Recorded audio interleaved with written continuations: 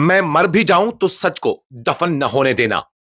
साबिक गवर्नर सत्यपाल मलिक की आखिरी लड़ाई। अस्पताल के बिस्तर से धमाका खेज पैगाम। रिश्वत, पुलवामा, किसान, पहलवान और बीजेपी के खिलाफ लर्ज़खेज इल्जामात। सत्यपाल मलिक की हालत नाजुक, आईसीयू में जेर इलाज, गुर्दे फेल होने के करीब। 150 करोड़ रिश्वत के इंकशाफ से सियासत में भौचाल। पुलवामा, किसान और पहलवान तहरीक पर हक बात की सजा, खुद सत्यपाल मलिक का एतराफ। सीबीआई सियासी इंतकाम का हथियार। बीजेपी को ललकार, मैं किसान का बेटा हूं, झुकूंगा नहीं। नई दिल्ली के एक सरकारी अस्पताल के बिस्तर पर जिंदगी के तार टूटने के दहाने पर खड़े सत्यपाल मलिक ने वो सच बोल दिया जो इक्तदार के आईवानों में जलजला बर्पा कर रहा है। और उन्होंने कहा, मैं नहीं जानता कल जिंदा रहूं या नहीं, लेकिन मैं ये जानता हूं कि मैं इस दुनिया से सच कहे बगैर नहीं जाऊंगा। सत्यपाल मलिक ने दहला देने वाला इंकशाफ किया। जब वो गवर्नर के ओहदे पर फाइज थे, उन्हें 150 करोड़ रुपए की रिश्वत की कई बार पेशकश हुई। कहा, मैं चौधरी चरण सिंह का मानने वाला हूं, मेरा जमीर आज तक नहीं बिका। यह दावा ऐसे वक्त में सामने आया जब हुकूमत अपनी शफाफियत के दावे कर रही है और एक साबिक गवर्नर ही इसे झुटला रहा है। सत्यपाल मलिक पुलवामा हमले को हुकूमत की नाकामी करार दे चुके हैं, मगर अब अस्पताल से भी उन्होंने इसी सच को दोहरा दिया।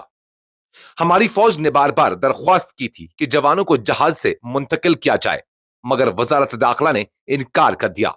नतीजा 40 शहादतें और आज तक कोई गैर जानिबदारा तहकीकात नहीं हुई।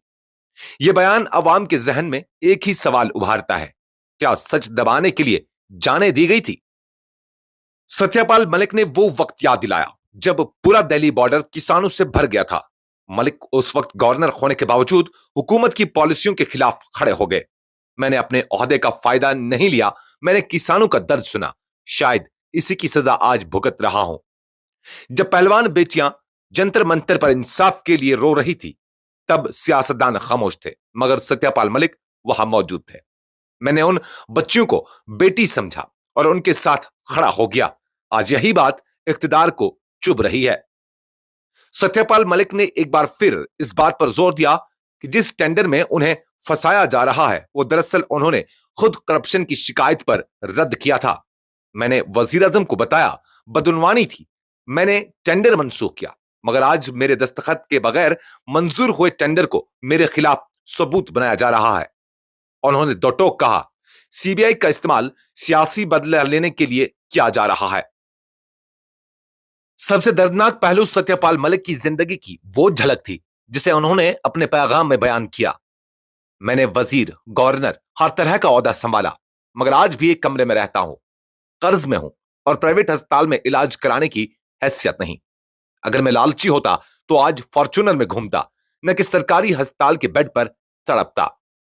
सत्यपाल मलिक की आवाज एक आखिरी पुकार है, जो सिर्फ उनका दर्द नहीं बल्कि इस मुल्क के हर ईमानदार शख्स की नुमाइंदगी है। मैं मर भी जाऊं तो मेरे लफ्जों को जिंदा रखना, क्योंकि सच का गला घोंटा जा रहा है। सत्यपाल मलिक की यह आखिरी मैसेज थी।